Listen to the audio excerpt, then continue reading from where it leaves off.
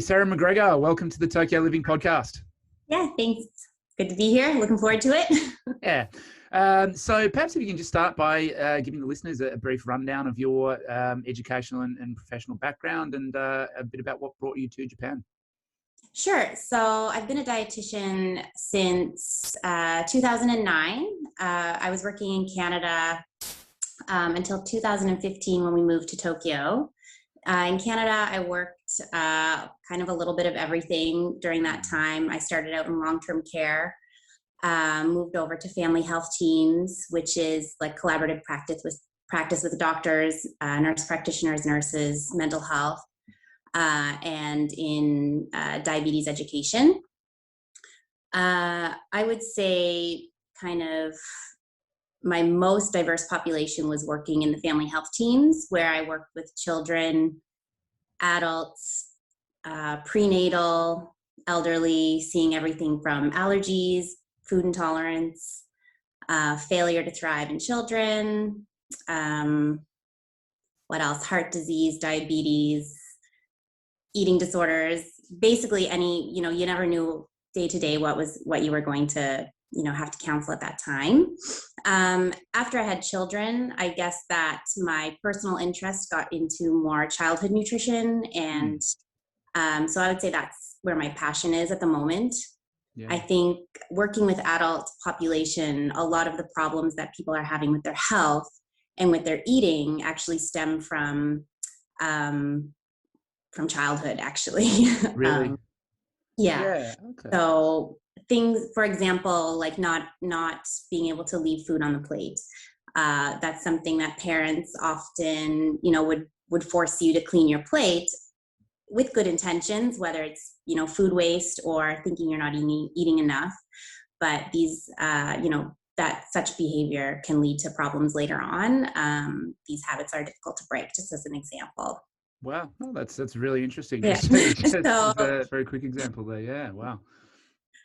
Yeah, so you've obviously worked in a very diverse range of populations. I guess for the listeners who might not quite understand the role and the scope of practice as a dietitian, obviously you've illustrated there just a snapshot of some of the different populations that you're working with. But if we were sort of to compare a dietitian with a nutritionist, what are the differences there? And what are the main things that people should know about dietetics?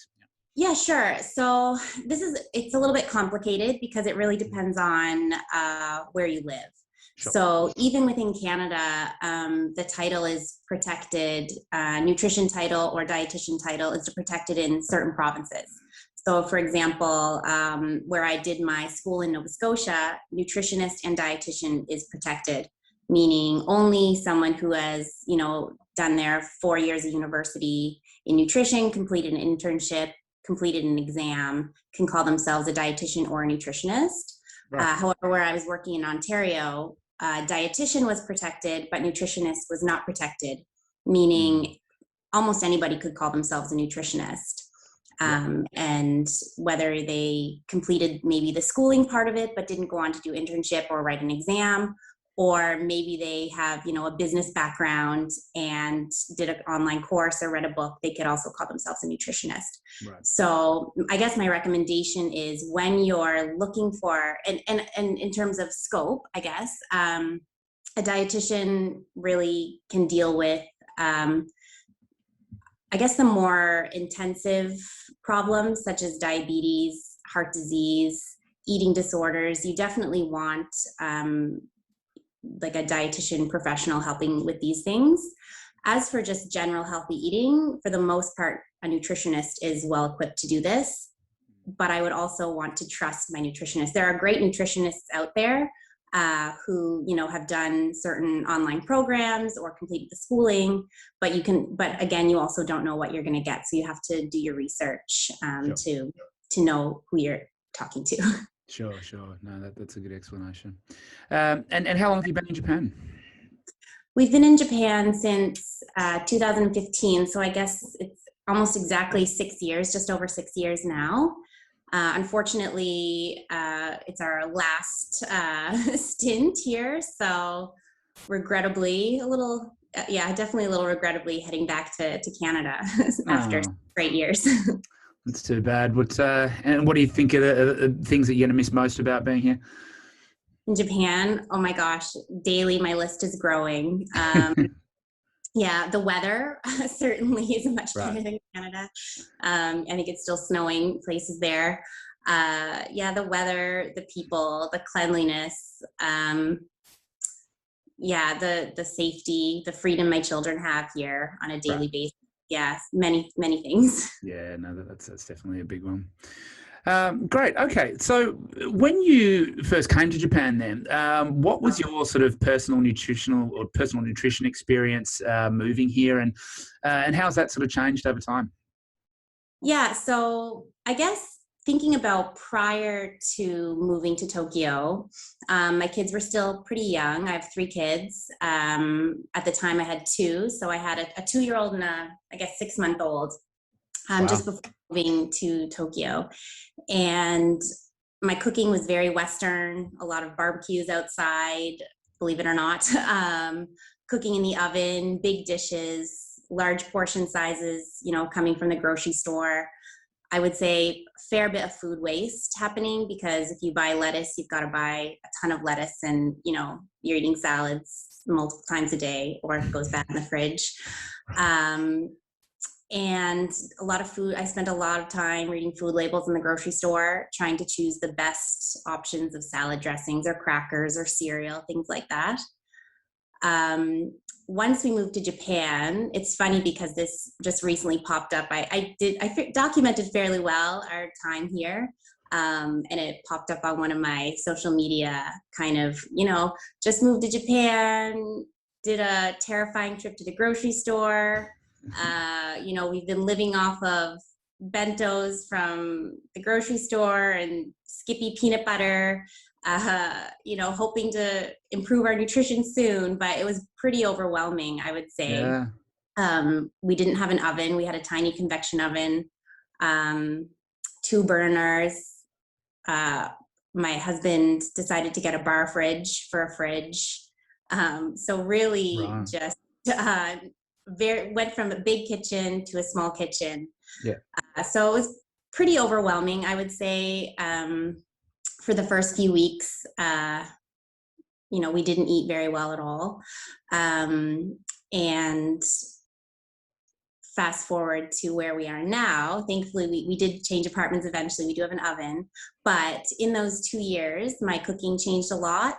My view on food and portion sizes and everything have also changed quite a bit. Mm. One of the things that has been really great for us is we waste a lot less food. I find, I don't know about you guys, but we, have to do our grocery shopping a lot more frequently here. You don't do just one big grocery shop for the week. You kind of pick a few things up here and there. The portion sizes are a lot smaller. You get a few strips of pork or beef or chicken. And, I would say our meat intake, especially red meat, has gone way down since living in Japan. Again, the portion sizes are a lot smaller. You don't have to eat leftovers for 3 days. You Sure. basically cook and you eat, and then that's what you have.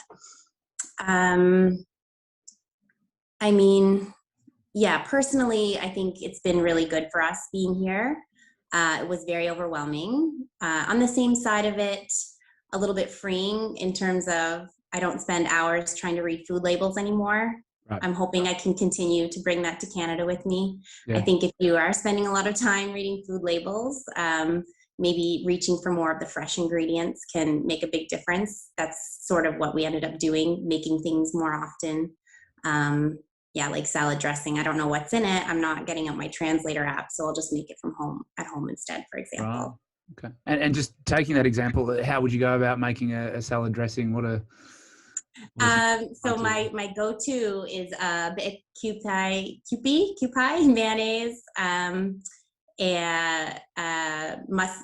Dijon mustard, bit of maple syrup or honey, or sometimes I do lemon, just like lemon and oil, or balsamic, and sometimes just like a balsamic drizzle, something like that. So it depends on your taste.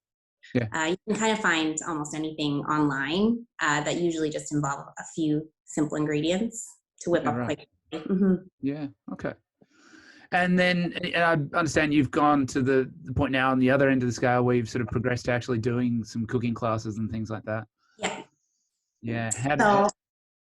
So basically, for my first year here, I didn't do too much in terms of nutrition, just kind of, you know, seeing Japan, getting my kids sorted out in school. They were home with me actually most of the time, but actually, it was probably the second year I met one of my Mama Tomos was also a Japanese dietitian. And so we shared this mutual interest in food and cooking. And I really wanted to learn about Japanese food. And she was really excited. She was also, you know, stay-at-home mom at that point. So to kind of get back into this. So we started out pretty small with just some other school moms doing some cooking classes where she would teach me about a Japanese set. And then together we would teach and present and cook together with some moms. And then eventually we were doing it with larger groups and expanding a little bit. I think that's really the best way to learn about Japanese food and Japanese cooking. And also a great way to adapt if you're coming to Japan from, you know, North America or Australia, where you have larger kitchens, bigger ovens, different foods. I highly recommend learning about Japanese cooking. Actually, before the cooking classes, I started with this blog. I'll send you the link. It's called Just One Cookbook. So she's Japanese, I think living in the States somewhere. So she writes these beautiful recipes for Japanese home cooking. And the great thing about it is she takes a picture of the food and also provides the kanji for it. So I used to just take that recipe to the grocery store.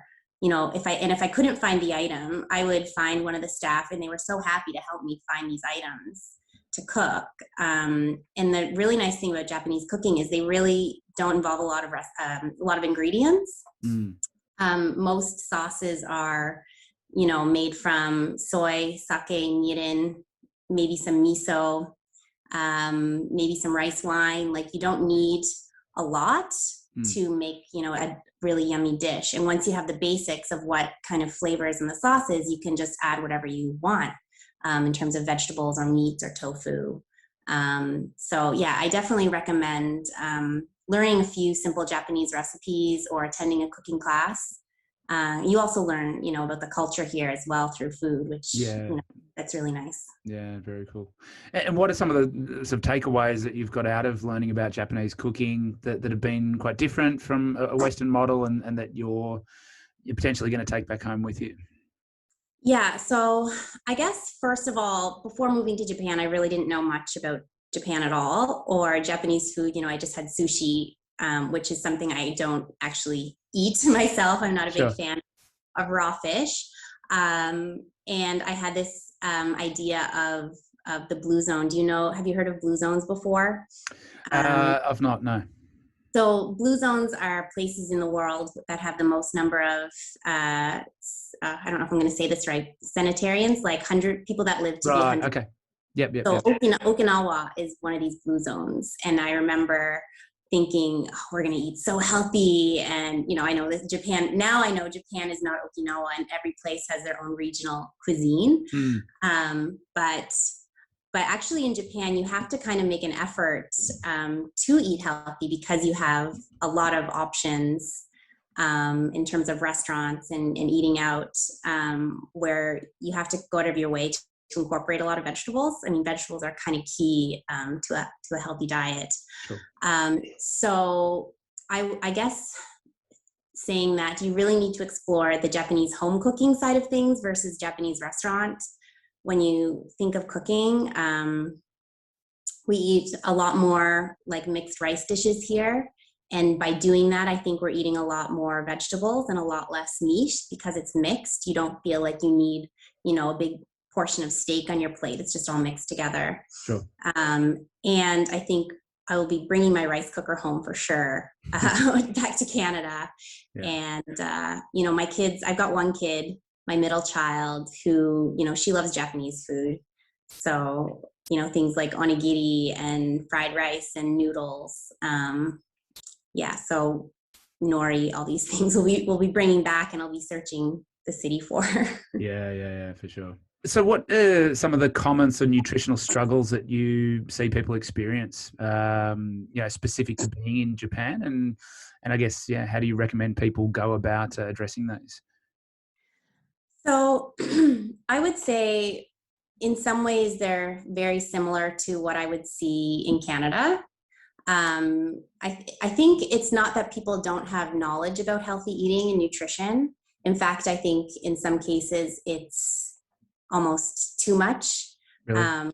Yeah. In terms of, you just don't know, people don't know what's right and what's wrong anymore in terms of nutrition. It's overwhelming. It's a lot of information. But that said, I think the problem is cooking skills and time. Japan, the hours are long for people that are working.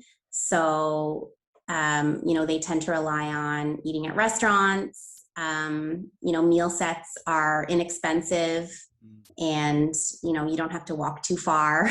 Or, now you can just pick up your phone and, order on Uber Eats or something. So I would say, time and cooking skills. I've had to teach clients how to open and drain a can of tuna.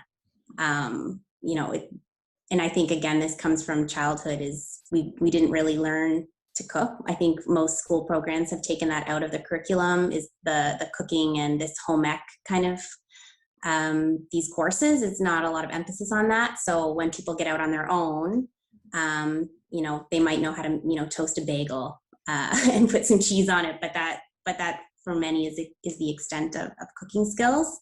Yeah. And time. So addressing this, I think it gets back to trying to cook a little bit more at home. And I guess by the time people are coming to see me, it's usually because, their blood pressure is starting to increase, their cholesterol is going up, or their blood sugars are changing. So the doctor or they themselves, seek out, okay, what can I do? Well, for the past however many years, 30 years, they've been having this lifestyle, and now it's starting to have this effect. So, when you're 40, 50, it's hard to change, right? It's hard to start thinking about cooking at home when maybe you've never really done it before. And I think, starting really simple with really simple ingredients. Some things I like to have on hand at home for these quick meals. We're all busy at some point when, I like to cook, but there's also those times when, oh my gosh, it's 5:00, the kids are hungry and I haven't done any planning or cooking. So some ingredients we keep on hand. I always have eggs, cheese, frozen vegetables, frozen fruit, canned vegetables, canned fruit, rice, pasta. Generally those foods that aren't too perishable or kind of, the longer shelf life, but are still nutritious. I'm also totally fine with using, jarred pasta sauces like pesto or tomato sauce, because it's really easy. Instead of picking up the phone and ordering from Uber, like a burger or pizza, you can easily whip up a pasta, throw in some frozen veggies, whatever your sauce of choice, a bit of cheese, and it's going to be much more nutritious than ordering in, and probably be cooked faster than waiting for your meal to show up. Taking a cooking class. I don't know how many are happening right now with the pandemic, but even just taking 1 or 2 cooking classes to learn a little bit about Japanese food. And if you are ordering out a lot, some people, they're just not ready to change, or eating out, I guess. People are starting to eat out a little bit more again after the last year. Again, just doing your homework, trying to choose places that emphasize more fresh foods instead of fried foods, places where you can get a side salad, or, sometimes I even tell clients, have you heard of Crisp Salad Works, for example? Just order a big salad and, split that up over a couple of days, and have it with something else, right? So if you really want that burger, well, you've got that other salad, so you can kind of balance that way a little bit. And those are my baby steps suggestions. Sure.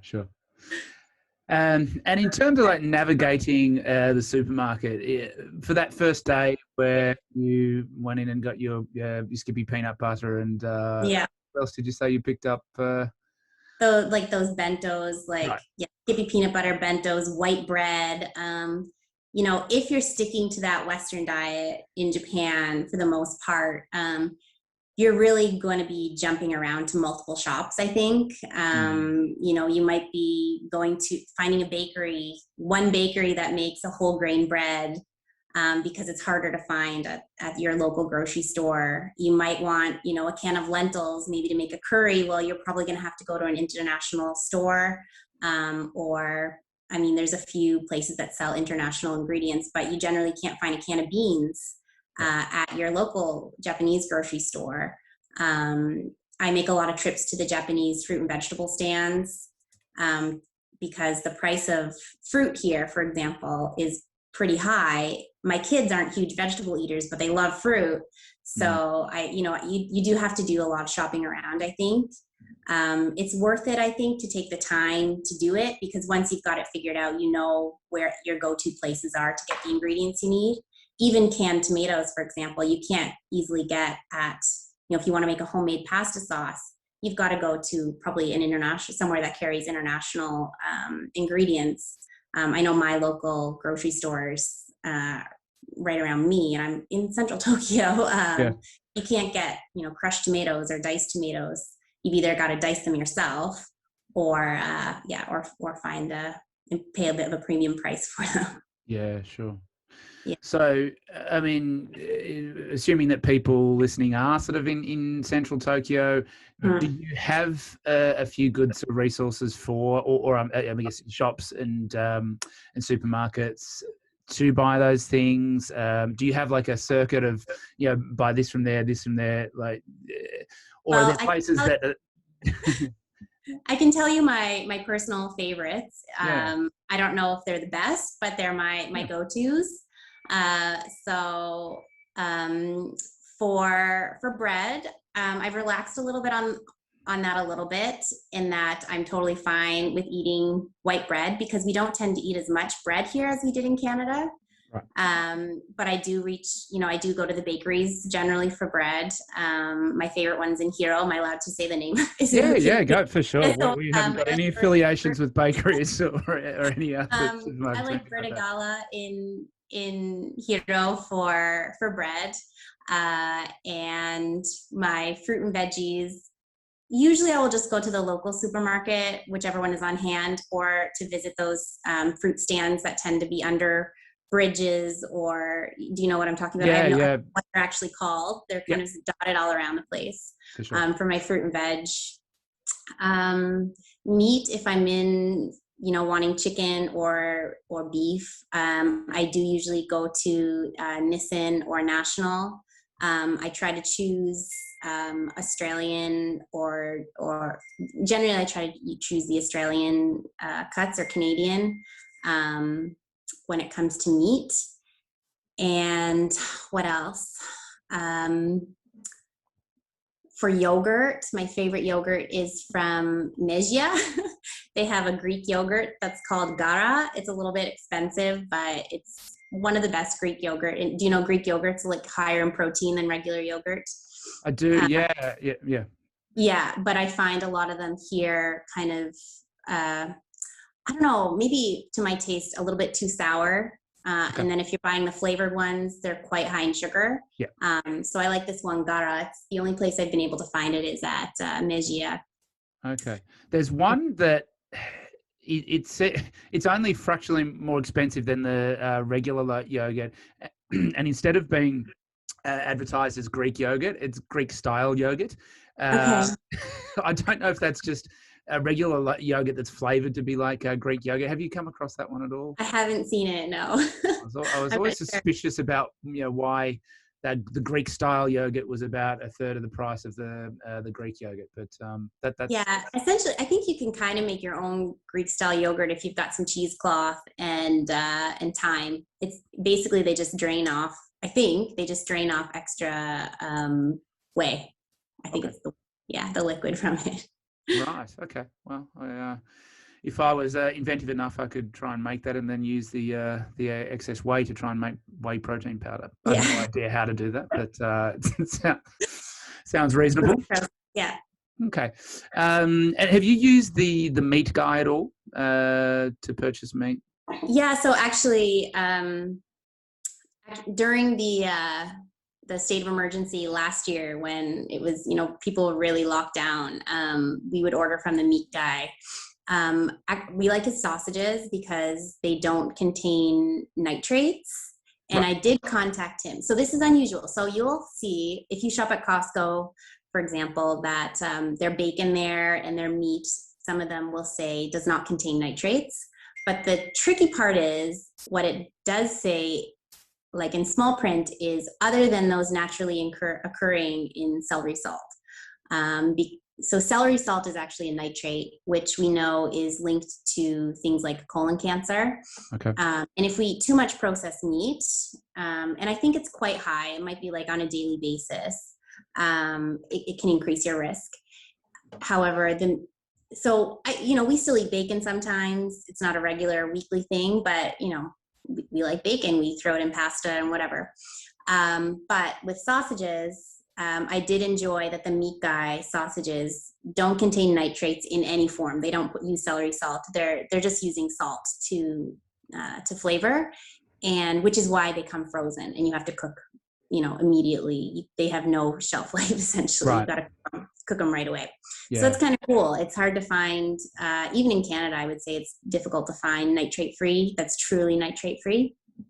But the meat guy, he assured me there was nothing else in them besides, the salt and spices they're using. Yeah. Okay. And so that is actually a guy. I'm assuming that's how he started at a low level and then expanded his operation. But I've never actually seen or heard of the guy that is the meat guy. But that is the meat guy. Yeah, I haven't tried any of his, Australian cuts of, he's got some weird stuff on there, right? Like crocodile and kangaroo, maybe. I haven't ventured into that. No, I don't know if those are regular Australian delicacies. Or... Not really. No, we haven't tried any of that stuff either. Okay. We did have, in Australia, we have some pastries like meat pies and sausage rolls. And for my son's 3-year-old birthday, a couple of weeks ago, we actually got some sausage rolls from the meat guy, and they were amazing. So it's a real taste of home. That's awesome. Any other sort of gems like that? The nitrate-free sausages from the meat guy. That's a great one. Any other little gems like that you've found? Oh my gosh! Oh, I'm trying to think. I can't think off the top of my head. If I think of it after, you can put it in the show notes or something. Yeah, for sure.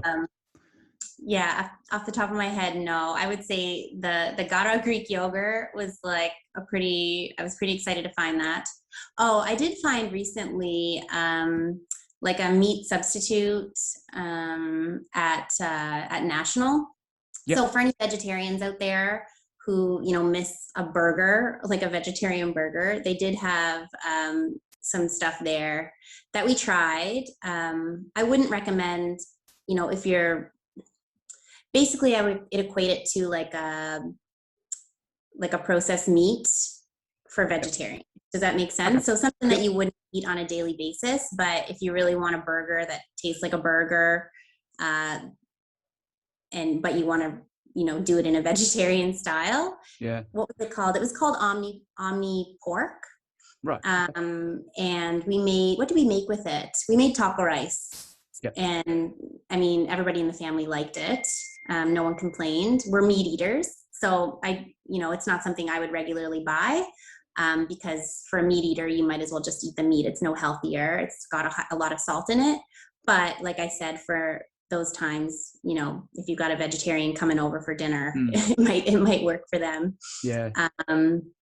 And that is I think it's an Asian, I don't know where they make it, but it's made for like Asian cooking. So it recommended, to use it in gyoza. I made taco rice with it. It was totally fine as well. Yeah. Okay. So that was from National in the freezer section, and it was totally by chance. It was in one of those freezers that I would never look in. I think where they keep maybe pastry dough or like frozen pizzas or something. It just happened to peek in that day, and I saw it. Yeah. Yeah. Okay. Cool. That's a good one. You mentioned that you've relaxed a little on bread, just because you find that you eat less of it here. I'm assuming that do you eat more rice instead, or have you found that sort of makes up a larger amount of your carbohydrate intake? Yeah, for sure. I think my kids are older now, and their tastes, the three kids have very different tastes. Two kids love rice. So, I try not to cater, but I do consider.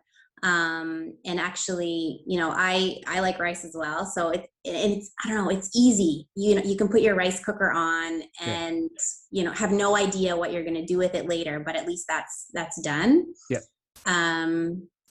And they do, like, in their lunches in Canada, I feel like it would be sandwiches, for example.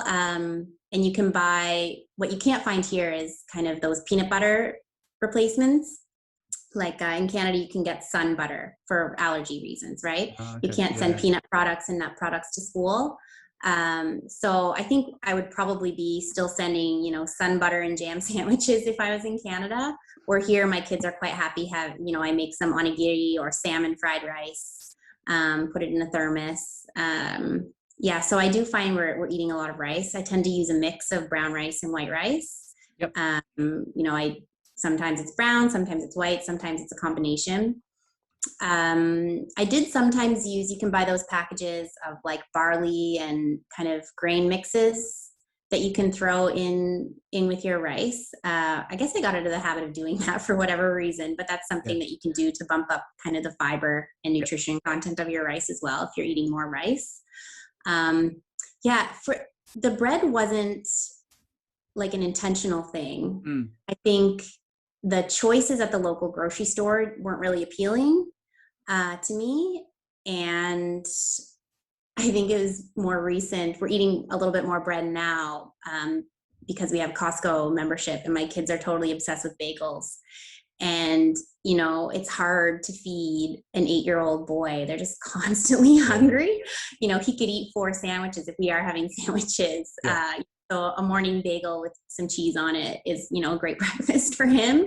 Yeah. So we're eating a little bit more now, but without that, there wasn't a lot of, things like bagels and, really good bread that made you really want to eat it, I guess. Yeah. And within the bread that's available here, I mean, are there brands or types of, even amongst white bread, that are better than others that you found, or?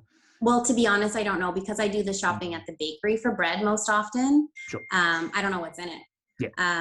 And I think part of not knowing I guess one thing I assume, if it's at a bakery, and I know myself, it goes moldy quite quickly. So I would say there's not a lot of, or if any, preservatives in it, versus the one I buy from the grocery store. It could sit in the cupboard and not be too affected by that after many days. Yeah, sure. So I do try to, we do occasionally buy English muffins and that from the grocery store, but I do try to buy bakery bread, hoping it's a little bit more nutritious. Yeah. There are the big fluffy white bread that seems to be a Japan thing. I don't know if you know which ones I'm talking about. The big. Oh yeah, it's like a textbook. Yeah, it's quite big, and it tastes really good, but there's definitely some, it's not something it's not our go-to. No. My kids love it, put some butter on that, and some jam, or like, fried egg. It's delicious. It's not our go-to. We tend to, get the thinner, harder breads. Yeah, but to be honest, I have no idea what's in them. And you can get the darker ones or the whole wheats, but there's still nothing like, a a rye or something back home. I've never seen a rye bread in Japan, to my knowledge. Yeah. I have seen them about, but you're right. That's not usually at your typical grocery store. Yeah. Do you do much online shopping? I know we've sort of been using Amazon Fresh a lot more, especially since the start of the pandemic. We also use Pell System and one more that escapes me at the moment. Do you use online shopping, online grocery shopping? And if so, or if not, have you got any sort of tips on that? So back before the pandemic, I think probably before we moved here into this place, I used to use, I think it's Aeon. Aeon has like an online shopping, okay, which was kind of fun because I would use it in the translation, like in Google Chrome, because I don't read Japanese or speak it. And I could, order more interesting. I could get a little bit more adventurous in the foods I would try, because I would have some idea of what I was buying versus at the grocery store. I definitely bought some random things that didn't get eaten. But so I did Aeon. And then last year during the state of emergency, we used Amazon Fresh quite a bit. But then I think it got to the point it was almost impossible to get an order in. Like it was going to come, a week in advance or something. So kind of got in the habit of that. Yeah. As for tips, I don't know. It's really convenient. I do recommend it. Yeah. I really miss, there used to be, was it Honest Bee? That was so great because you could look at you're ready to cook something and then you're missing one ingredient would show up, an hour or two later. Amazon Fresh, you do have to plan ahead a little bit. Right. But yeah, it comes down to planning. I think with Amazon Fresh, shopping online, it depends on the person. Yeah. So if you're the person that kind of buys random things that you wish you didn't buy, those point of purchase sales of Doritos or I don't know, whatever it might be. Yeah. For some people, shopping online, it helps reduce bringing that kind of stuff home. Not saying you cannot eat Doritos, but if you do find it's a food that, you overdo it on, stuff like that. So you can, for some people, it's easier to do the shopping online without buying all these, random things that otherwise they wouldn't because it's not right in your face. And for some, it can work in the opposite way in terms of they over purchase online because they don't have to carry the groceries and that kind of thing. So it depends on the type of person you are. It can be helpful in that way. Yeah. And being home, you can see exactly what you have when you're putting your order in, which is really great. So that you don't come home forgetting, I forgot to get soy sauce. I forgot we needed soy sauce, or I ordered another soy sauce. I purchased another order. So you know what I'm saying? Yeah. So you don't end up with 6 soy sauce in the cupboard. So it's great in that way as well. Probably less waste. And I'm constantly, even with a list, I go to the grocery store and I come home forgetting something. So with the online shopping, that's helpful for sure. Are there any other sort of tips that, if Sarah from 6 years ago arriving in Japan for the first time, any other bits of information that you would have liked to have had at that time that you think are valuable for people?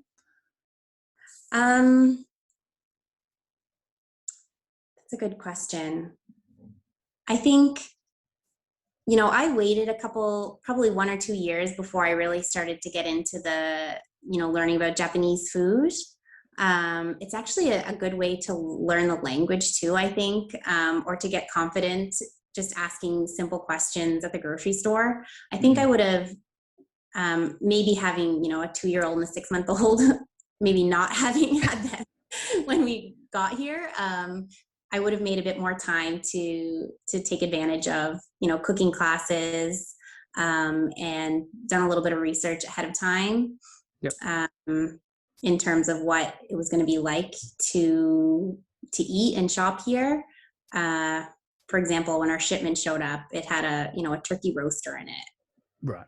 what are we going to do? You roaster, we had a microwave. So, doing a little bit of research beforehand, knowing what's here.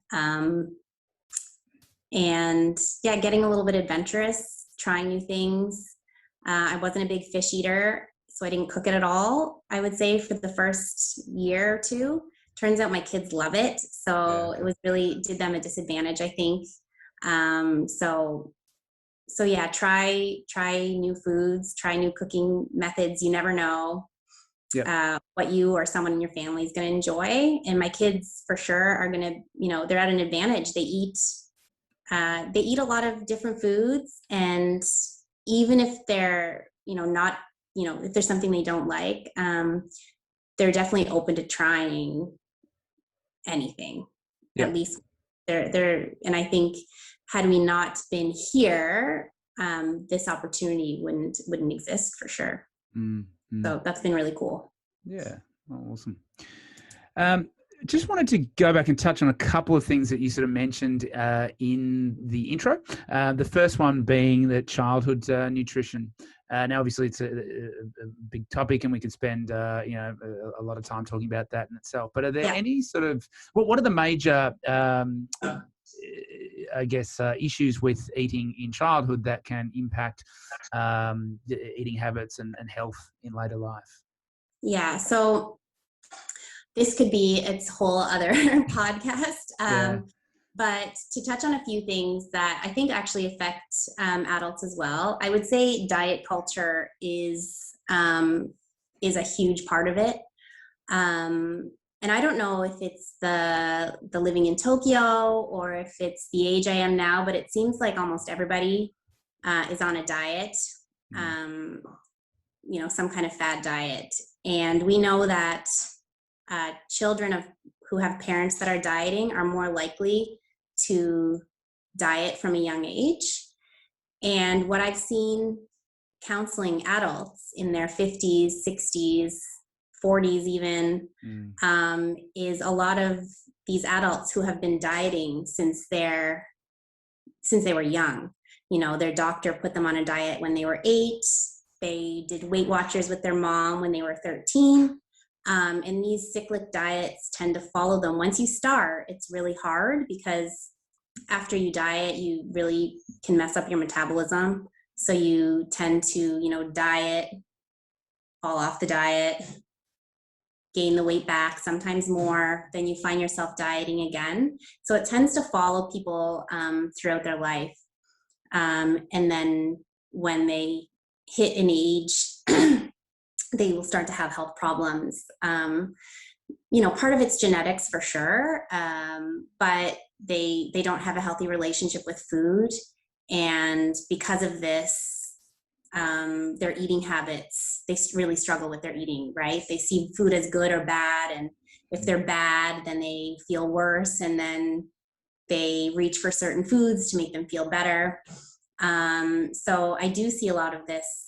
They will say it started in childhood. I wasn't allowed to eat, or, I wasn't allowed to have dessert, and everybody else in my family got dessert, but I was the big kid and I didn't get it.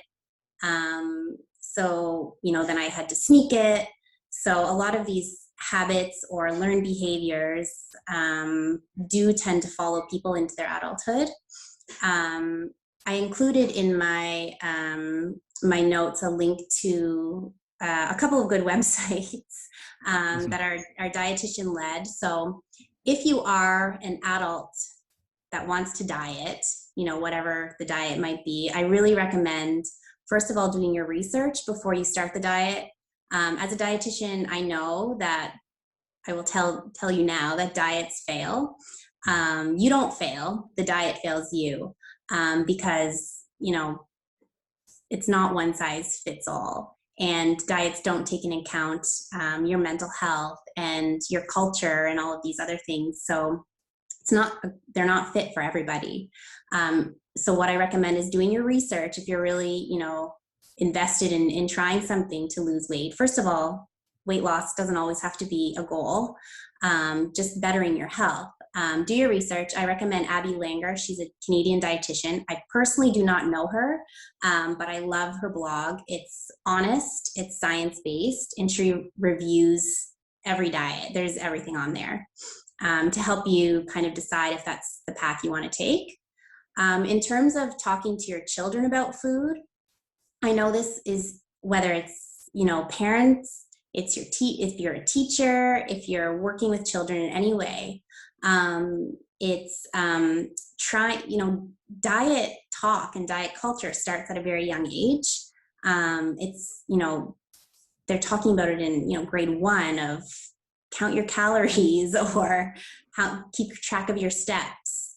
Instead of finding, movement for joy, it becomes a task. And counting calories, like for kids, if you think about it, why does a kid need to be counting calories or keeping track of what they ate in a day? Because it's not up to them, right? Their parents are the ones that are providing the meals and doing the grocery shopping. So in terms of changing our language when we talk to kids, instead of, you can't eat dessert before you eat your dinner, or candy is bad, or, oh, this is junk food. So changing this language can have a big impact and make a difference. And I recommend, it's also 2 Canadian dietitians who are also moms, and they're working with the school boards in Canada, or at least with teachers. It's called Dietitians for Teachers, but I highly recommend it for anybody who has a kid, who works with kids, they're really focusing on how to talk to kids about food. It's called being food neutral. So not giving any food a higher position than any other food. And I think this is hard for us, in our 30s, 40s, 50s, whatever, to come to terms with, right? Because we've learned, and this diet culture has been chatting in our ear about this is good, this is bad, eat more of this, eat less of this, eat this first, then this. It's hard to unlearn this, but it's really, I think it's going to make a big difference if we can get our kids to be comfortable in their bodies, move for the sake of, having fun, and eating instead of, by a set of rules, but by listening to their bodies. Like this idea of intuitive eating and, eat if you're full, or eat if you're hungry. If you're full, then you don't have to eat. So teaching about, listening to bodies and things. And it's all actually good recommendations for adults as well, trying to, free themselves a little bit from these food rules and starting to listen a little bit to what their body's actually, needing. Yeah. Yeah. Okay. That's super interesting. The last little thing I wanted to touch on from the start was your work in mental health and the link with your dietetics there. Obviously, again, that's a massive topic, but what were some of the things that you sort of saw in terms of the link between those two fields? Like when I was working with mental health counselors? Yeah. For sure in Canada, it was a huge, a lot of depression. I haven't, and it just could be the people I've talked with here. And, since COVID, probably an issue, but of course, people who are experiencing, depression and anxiety definitely can have trouble nutritionally because they may not have any motivation to cook. Their medications can also affect their appetites. So dietitians tend to come in there. We actually work a lot with mental health counselors. It was really great having these family health teams because you have access to all the information to get the full picture. I always ask about, mental health, because if the mental health portion of things is not taken care of and not stable, why are we talking about cooking? Why are we talking about what you should be buying at the grocery store? It depends on where they are in their therapy and their treatment, if they're ready to address the nutrition part of things. Of course, if it comes to like down to medication, there are more simple things if they're at risk of deficiencies and things like that. That's, an easy fix with like a supplement. But as for setting goals and making changes, very difficult if they're not mentally ready to do that at that point. We also work in terms of eating disorders. So, it's an eating disorder is definitely a mental health. You need to have a mental health professional involved because, I'm basically the food at that point is medication. And so they get their therapy through the mental health. And then I just hope and, counsel them on what they need to be eating. And basically it can be seen a little bit as like the food police in that side of things. Sure. Like this is what you need to eat, but back and forth, constant with mental health counseling. Mm-hmm. Yeah. Okay, there's a lot of different topics we could go on to there, and that's all super interesting. I mean, perhaps in the future, once you're settled back home and time zones permitting, it'd be great to bring you back on and pick your brain a little further about some of these other topics.